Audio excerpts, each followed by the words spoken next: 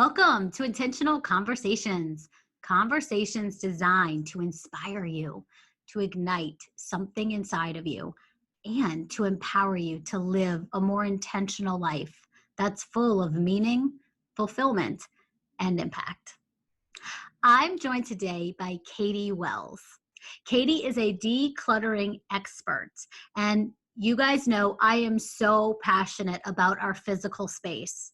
And I believe that the inner is a reflection of the outer, and the outer is a reflection of the inner. And the fastest way to get clarity or movement in our reality is to start by cleaning up our space. And that's why I'm so passionate about this. So I'm so excited for Katy to come on and to share so much of her wisdom with all of us. So come on in and join the conversation. All right, Katy, welcome. So good to have you here. Thanks for having me, Melanie. Yeah. So I always love to start and ask my guests, how do you define intention? That is a great question. And you know that I'm in the declutter space and simplifying, everything and minimizing our possessions. So really living, I guess I always add like living intentionally. That's a big theme going on, I feel like, with the declutter.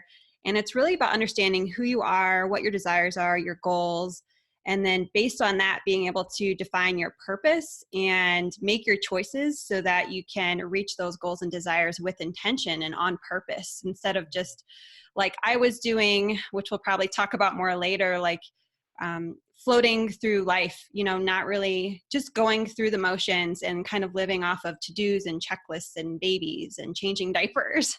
So that's really what it means to me and how I use it in my own life. I love that. Thank you for sharing. That's great.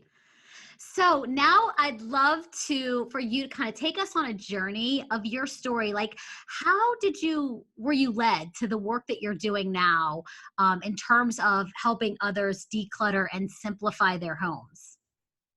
Sure. I guess a little bit by accident, but it just needed to happen. So I wasn't always in the declutter space. I've always found myself, I was always an organized person by nature. I've always kind of had my systems, but 7 years ago, I started my first business with my husband. We were in the chiropractic world, and we were loving that. It was such a great practice. We loved helping people get well without drugs and surgery. And, we'd have people come in with walkers and leave 6 months later to go train for a 5K or a half marathon. It was amazing. And it was one of the most fulfilling careers I could have ever had in my 20s. And then in 2015, I had my first son. And in the next year, in 2016, I had my second son. So very quickly after another. And while all this was happening, I was a new mom. And then I found out I had to go back to work. So I did have a short period where I was a stay-at-home mom. And after my second son was born, I really needed to go back into the clinic. So that was hard on me. That job at the time just turned into a really high stress position. We had a lot of employees. I'm not great at HR, and just it played to a lot of my weaknesses. And with all these stressors, in my professional life at the time, being sleep deprived, I started to get anxiety and just depressed. I remember coming home from work and being so excited to see my children who were so young. And I remember sitting in my car, Melanie, and not wanting to go through the front door because I knew that meant I had to face my house, all the crap inside of it, all the chores I needed to do, making dinner and just everything. And that really made me sad. I wanted to go see my kids, but I didn't want to walk through my door because I didn't want to face all the crap. So all of these personal things and professional stressors were happening. And then in 2017, we had a really bad car accident. We were hit head on, and my husband, who was driving, broke his neck and came millimeters from losing his life, essentially. And it was one of the most traumatic experiences we've ever been through. Luckily, the kids and I were fine. We spent the entire day at the hospital. Andrew, in the beginning, right after the car accident, luckily was still conscious and could tell me I can't feel my hands. And so as you can imagine, we're in the chiropractic space. We know the nerve system. So we were concerned he was paralyzed or wouldn't be able to walk again, work again, things like that. It was awful. So we spent the entire day at the hospital.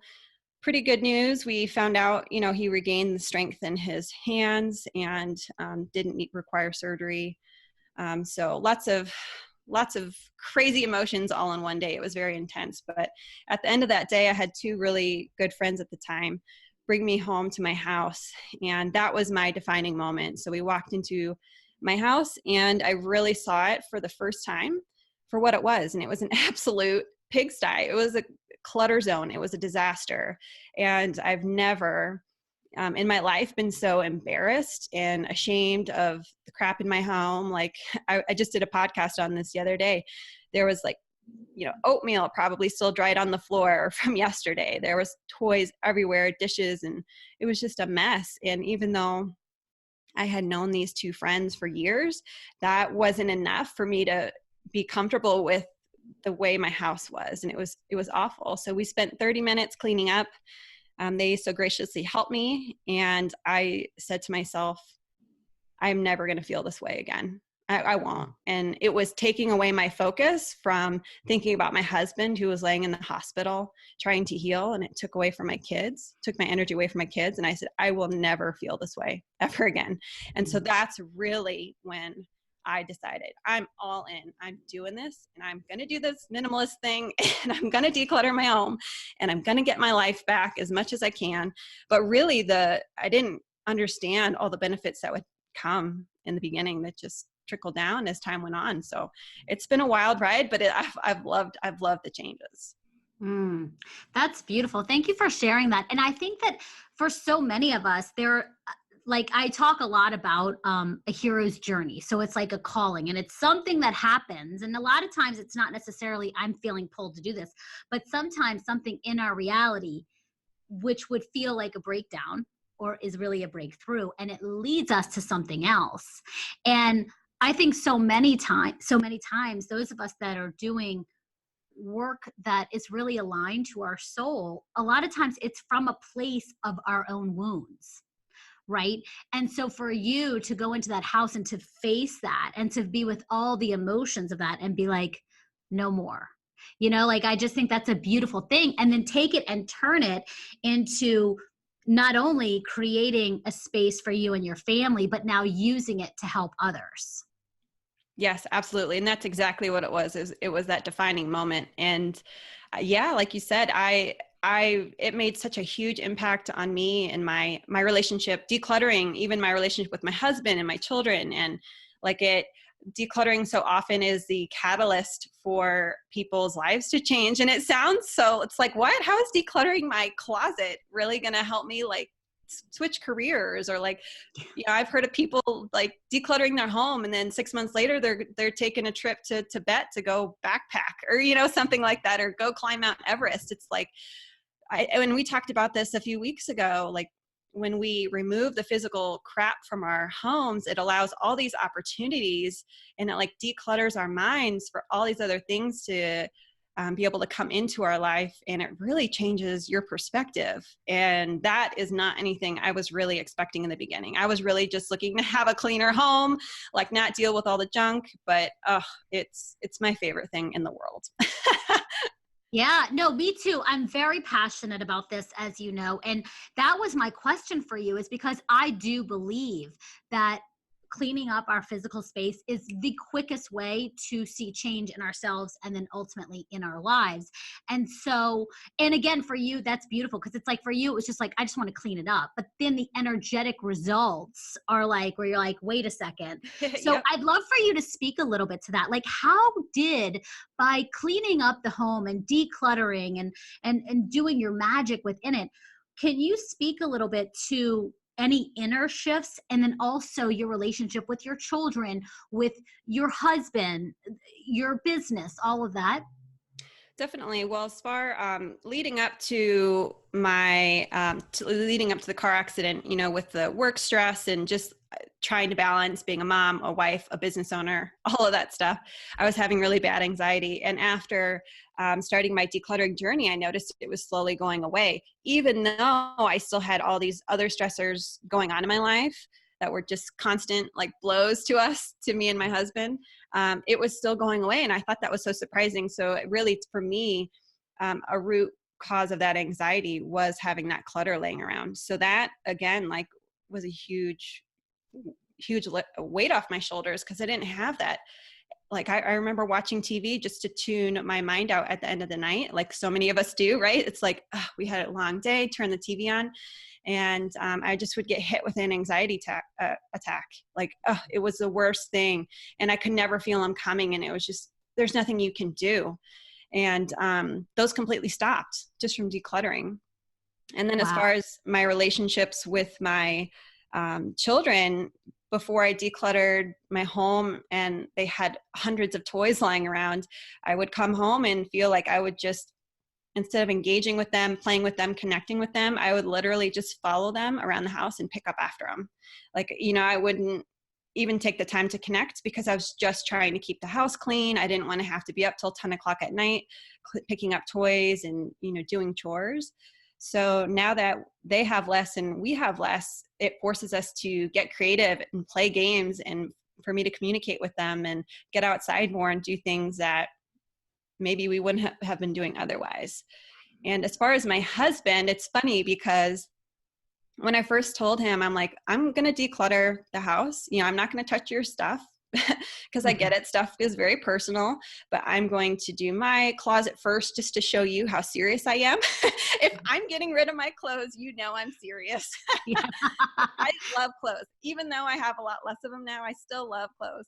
And he was like, okay, Katy, like whatever. You read Marie Kondo's book and so I decluttered my clothes and then started doing other areas in the home. He was okay with like mutual areas like living room and kitchen. And he really started to catch on. And one weekend he looked over at me because I was doing this in any of my spare time. Like instead of hanging out with him and watching a movie, I was just doing these little mini purges as I could while the kids napped or anytime at night, whatever. And one weekend he looked at me, he goes, what do you think about working on the garage today? And I was like, what? Oh my gosh. Like, it was like, I'm like, that's the sexiest thing you could ever ask me. Like, do you want to declutter the garage? So we got to work on that. And it really, he's like, Katy, I noticed a huge difference in you. You seem so much happier and less stressed out. And like, that rubs off on me. And it's been such a pleasure. And I want to help you get the home to where we both, are happy with it. And he really caught the bug. And so often that does happen with spouses or other family members who aren't on board in the beginning. And so again, when we're not spending our weekends decluttering, now we can, invest a lot of time in each other and much more energy into our family, which I love.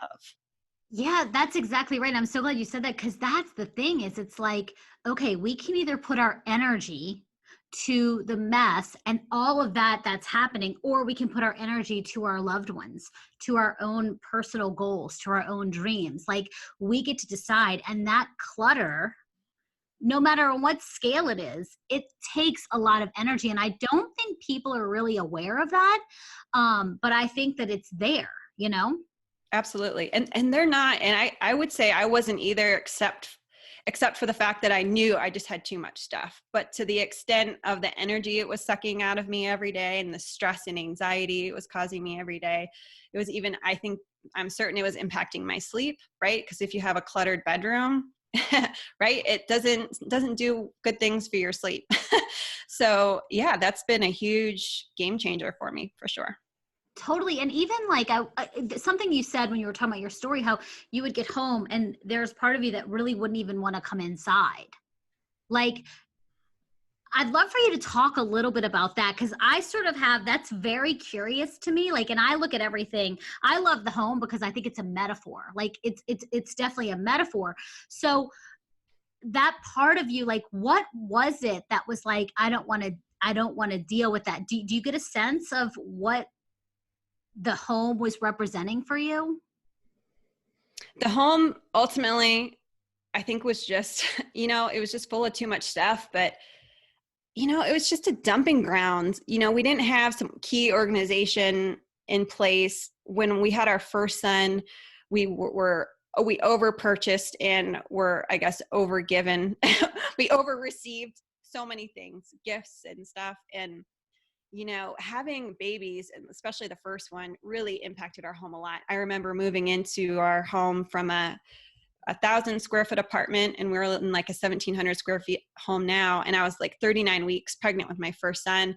And so we had all these baby gifts. We were getting his nursery ready. And I remember turning to my friend and going like, we're going to need a bigger house. If we're going to have a second child, we're going to need a bigger house. And I can like laugh about that now. Like, what a wrong perspective to have. 1,700 square feet is way more than enough for 4 or 5 or 6 or however many people are in a family. But it was just, it was just so much stuff. And I think when I sat in my car and I was like, I just don't want to go in. I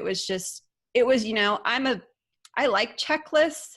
And it was just like, I just finished my checklist at work. I got a lot of stuff done, and now I'm coming home and I have like 80 more things I've just added to my home checklist, right? And all this personal stuff. And so it just felt like starting over. And again, no one likes to face their stuff. So it was just, I guess it was just very mentally exhausting.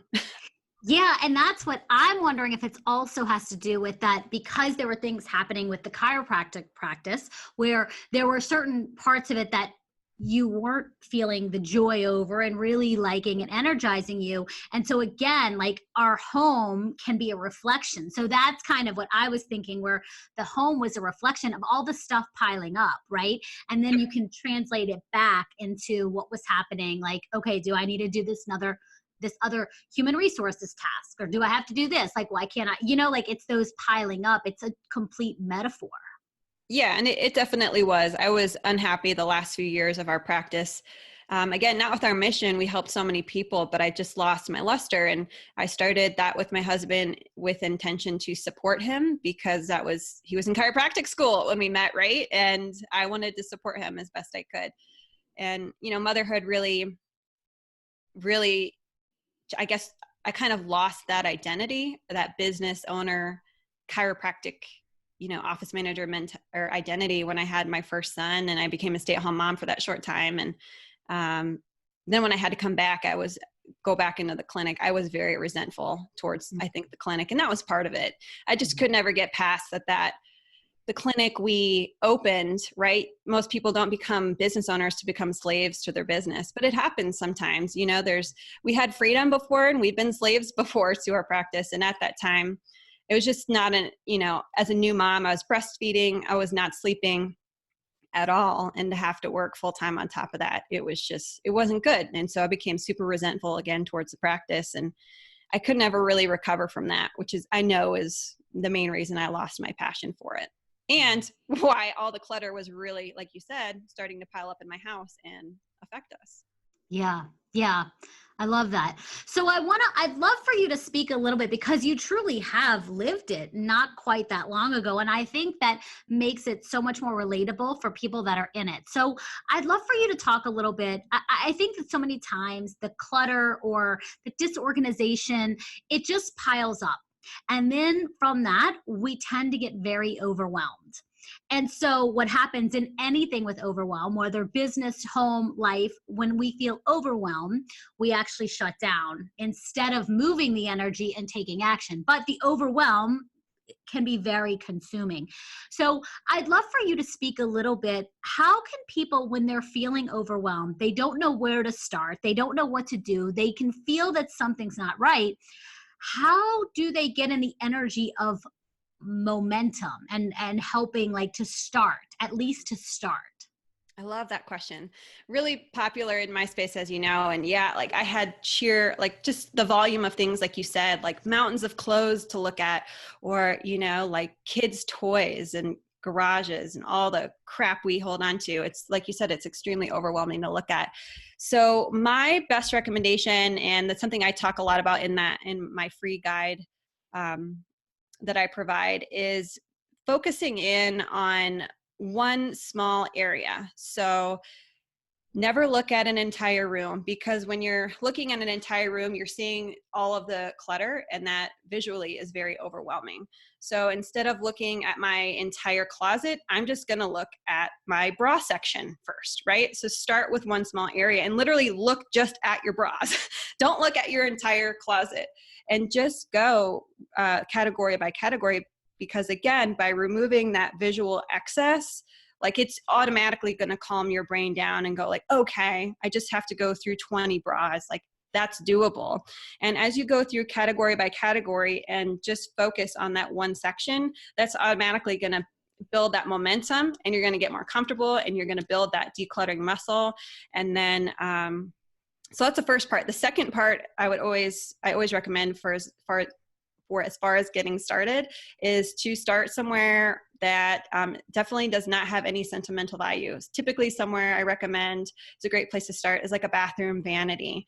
And, typically a lot of people don't hold a lot of sentimental items in their bathroom vanity.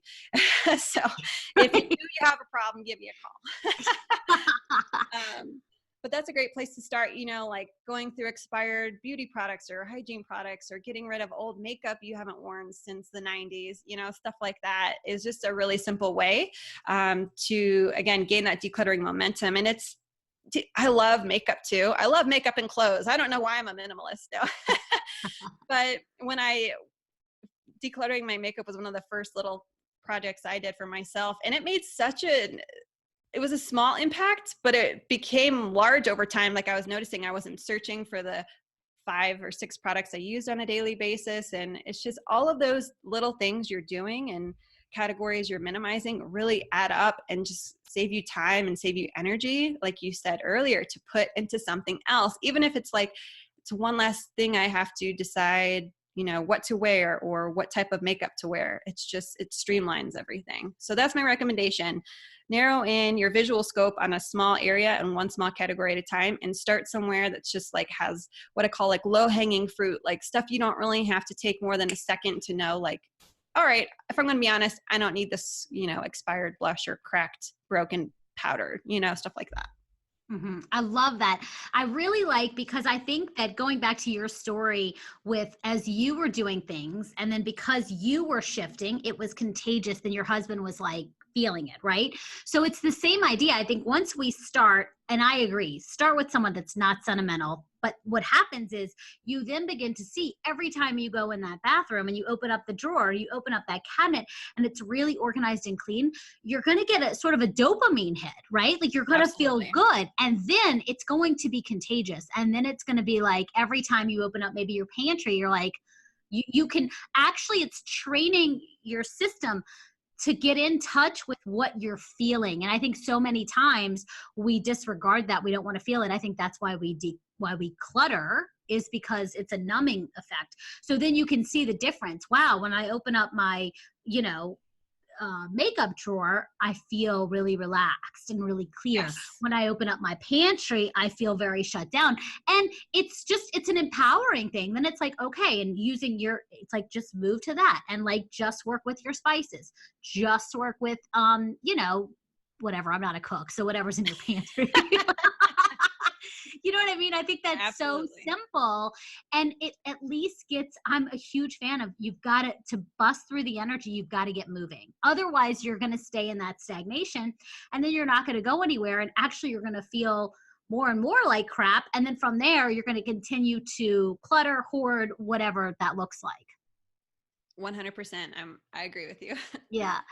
Yeah. So I would love for you to talk, because you're a mom of 2 young children. And so a lot of times when I talk about physical space and the benefits of having a clean, clear space and what it can do, a lot of questions I get are around, well, I have a full home, I've got young children.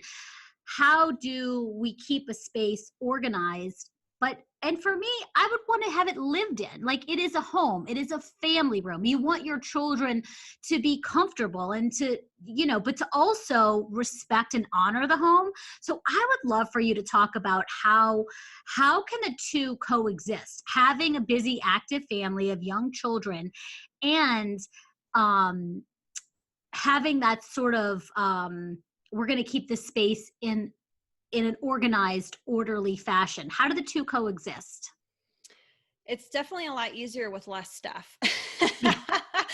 And yeah, so we implemented just, in our home, we don't have like a designated toy area, like a basement or, so many homes these days are just large enough where they have a whole room where they can just, guests are coming over, let's just shove all the toys in the room and shut the door. We don't have that. We have just like a corner in the living room. We've kind of designated the toy area. And once I got rid of a lot of the toys and minimized it to just what my sons were using and what I thought would be a good toy, like that helped a ton. And I just incorporated a really simple organization unit from like IKEA, that kind of looks modern and pretty and kind of looks aesthetically, it flows with the rest of my home versus just like, oh, this looks beautiful in here. And then, oh, that's the toy area over there. You know what I mean? But that helped a lot, but it's definitely possible. It is. And how old were your children when you sort of did the whole like revamping? Really, when I went hardcore, they were 1 and 3. Okay. So the 3-year-old, like how was there like an adjustment period from going to like toys all over to like now maybe like taking and sort of having only a few and having places? Like how was that for him? He's a trooper. He did really well. And it wasn't like I just went in there and just took everything out. It was 6 months of purging a little at a time because I didn't want to overwhelm him. And, I was working mostly on my stuff in the beginning and like the shared spaces in our home, because I think even though he's young, I felt like it was important for him to see I was minimizing my stuff too. Mm-hmm. And some people might think that's kind of silly, but I think, you got to practice what you preach. And if I want to declutter your stuff, I better do mine first, right? I think that's a respectful thing to do. Mm-hmm. But he adjusted just fine. And I think it's just in his personality. He's very go with the flow. And when his brother was born, he was 1.5, and like his adjustment period was like nothing. It was just like, awesome. I have a brother. I have someone to play with. There wasn't any, big issues. And it was the same with toys. So I consider myself lucky. Yeah. Yeah, that's great. So I'm curious for you, because I know a little bit about you. I know that that you grew up in a home that had a little more clutter, right? Yeah. Yes. Yeah. And so then you sort of had a home where it was getting a little out of control. And I'm curious if now it's second nature for you, or is it something where you really have to be aware of and intentional with, where it's like you've got to keep going and like having systems in place, otherwise it will kind of creep back in? I think it's I'm going to answer both. I have to be, it's second nature to bring my intention first before I bring anything new into my home. And that intention, which is why I love your podcast, is key. But I felt like that was like a training thing I had to get myself used to, right? Because I got rid of tons of clothes, but you guys know I love shopping. So I had to really like stop doing certain things. And when I placed that intention first of Katy, like probably not a wise move to browse, right? Like I don't browse anymore. So, and then having that intention in my forefront became second nature. Does that make sense? Mm-hmm. Well, it's exactly right. Like that's the thing is, I think we need to, I believe, and so, like I often say, patterns will follow patterns. So, and I mean that in terms of, for women, we can look at our mothers. For men, they can look at their fathers. And typically the pattern will run itself. Now, we can do the work and break the pattern, like absolutely 100%. But ultimately, if you're kind of asleep, the pattern will just run itself. And so, like, for example, for me, now the home that I grew up in, it wasn't necessarily cluttered in a traditional sense, but my mom was like literally couldn't say no to anyone. And so there was always projects, there was always something going on. And I think that, but it's curious for me because I was never necessarily like that. And so I don't know why I didn't follow that. But for me, it was like, and maybe there's an underlying piece where it was like, no, no, no. Mm-hmm. After I finish working on something, I'm going to put it away, or I'm going to, you know what I'm saying? I'm going to find a spot. So Yes. that's why I was curious for you, knowing like that's what was going on. And then having, you know, the home that you grew up in, which that normalizes things for most of us. And then that's why we just follow it. Right. But so anyway, so that's what I'm saying. I think with all of us, it's like about the awareness comes and then we do it a little bit and then it's become second nature, exactly like you're saying. So it was a little bit of building the muscle, but now it's like your intentionality is so strong that it's like, okay. And with anything, and I say this all the time, and this is in your home, in life, but as soon as we see it escalating in a way that isn't serving us, we just simply pause and then we do what we need to do. We don't just let it keep going and going and going with our blinders on. Yeah. And that's what I used to do a lot before decluttering my Mm. home. Yeah. Exactly. Yeah. Yeah. So interesting. So what do you feel like, do you have a sense of, you were saying like people like buying, and especially I find that when you have like children, it's like it's toys and it's this and it's just, we live in a world where there's a lot of stuff. Do you have like a philosophy in terms of the energy behind like just grabbing all the stuff and bringing all the stuff into the home? I can't say that's ever something I've really thought of, I guess, energetically. But I do know, I mean, it's just a problem. I mean, we're so many of us are coping. And I think for women, and I can definitely say for myself, and I still catch myself wanting to do this with all the stresses of life. And if you're a mom, right, you've got children, and I was a business owner, whatever the things going on were that were causing me stress made me want to shop. And so I found myself stress shopping a lot. And we live in an age where we have Amazon Prime, one-click shopping. And gosh, if you go on Instagram, all these ads, right? And so I would just catch myself at the end of the day going, instead of watching TV, I'm going to just hop on Instagram, see what happens, or Facebook, right? I'd see an ad. Ooh, that's cute. Click it. And then get that, hit of happiness, like, ooh, I just got something, I love it. And then by the time it came in the mail, I was like, I don't even like this. I don't, why did I buy this? And, Right. I just feel like in so many, and that's not for every case of shopping, obviously, but I feel like we're just trying to cover up. It's a symptom of something else going on in our life. I think that's just something that a lot more people have to pay attention to. Yeah, and that's the thing. And that's with all things with awareness. Like you don't have to me, just be aware, just wake up to it, and then you get to decide. Like I'm a huge shopper. Like I don't necessarily edit bringing things in. I probably should, but I purge all the time. So like but it's something to be aware of and just to know, having that intentionality, and then you can ultimately do whatever you want to do. But it's like, let's just do this through a lens of, I'm not just stuffing or hoarding, or Yes. I feel like you're saying, I'm feeling this way and I'm going to get this. It's like, okay, I'm getting this. I like this. It's just because I think that sometimes, especially in the space of decluttering and physical space, sometimes things can feel very unrealistic.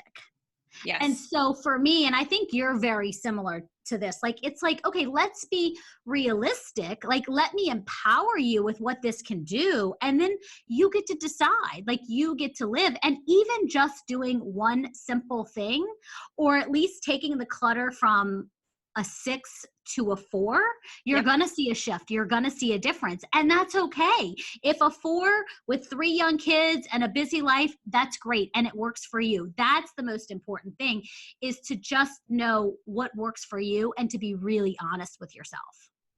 And that's it. You really hit the nail on the head there, because minimalism, that term, man, people really either love it or love to hate it, right? And because people put these imaginary restrictions and definitions and, these concrete things that, make no sense. Like I've been a part, even though I haven't considered myself a minimalist until really recently, I've been a part of those blogs and forums since 2017, since I started my journey. And I see people regularly posting, like, I want to be a minimalist. So how many socks can I have? Or how many dishes am I allowed to have in my kitchen?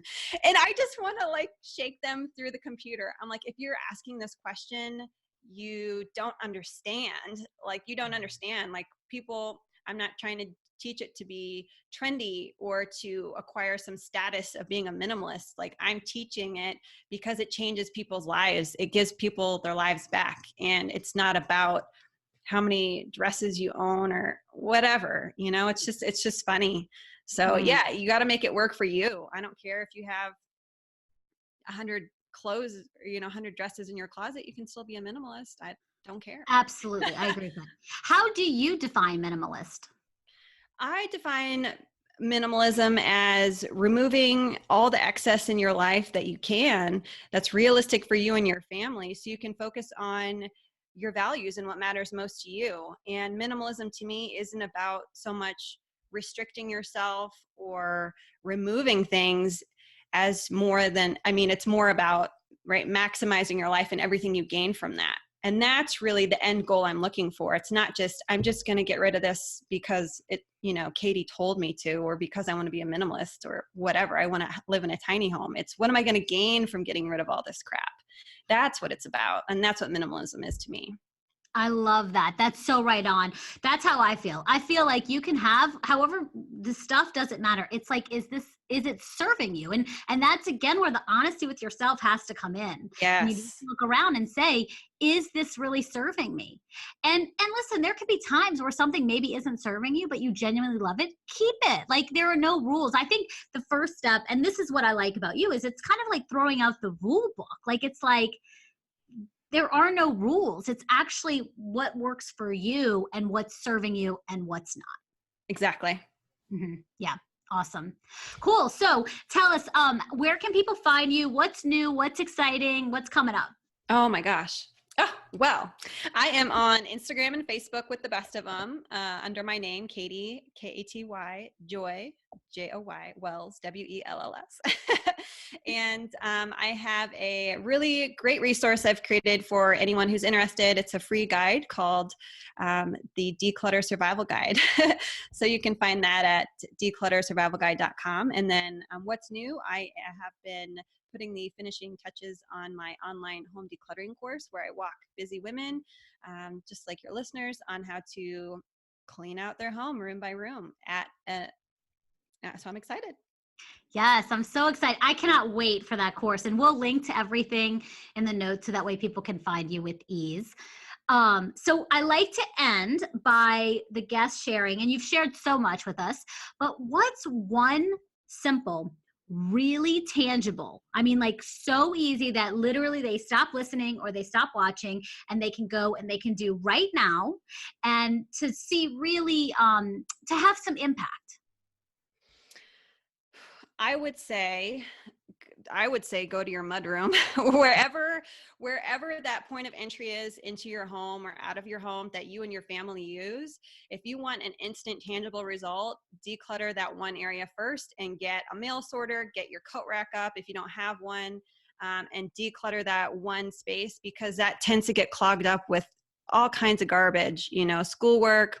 It just becomes a dumping grounds for shoes and coats. And if you have your organizational tools in place and you declutter that first, usually that's enough to give you momentum to want more. And here's what's great: if you get that system in place and like get everything up to where it's supposed to go, your family will pick up on that and will typically stop throwing their stuff all over the place too, because you have a system in place. Yeah. I love that. And I really like that, because it's like the entryway into the home. It's almost like you're setting the tone, right? Yes. It's like a beautiful invitation to a party. Like, it's the first step. So it's like the entryway. So there's a sense of it that I get where it is like that intentionality, that alignment, like this is what we're doing. And I would assume that from that, it will probably, trickle out. Absolutely. Yeah. Awesome. Awesome. Well, Katy, thank you so much for being here, for sharing so much. I'm so passionate about this work, and I'm so grateful that we connected. And I love the work that you're doing and the courses that you're putting out, because this work is so needed and you're helping so many others, and especially from a really authentic place of someone who's lived it and seen the shifts and the changes in their life. So thank you for doing this, and thank you so much for being here. Oh, you're welcome. Thanks for having me. All righty. All right. Thank you guys so much for joining us for this conversation. And a huge thank you to Katy for coming on and so authentically sharing her own personal story and what led her to do this work, and to share such simple ways that we can all start using in our homes. All right, make sure to share this episode. We can all use a little help in this department. So share it with a friend, share it with a family member, share it with a neighbor. We all move forward and we grow together. Thanks again for sticking around, and I will see you next time on the next Intentional Conversations. Until then, have a beautiful and intentional week.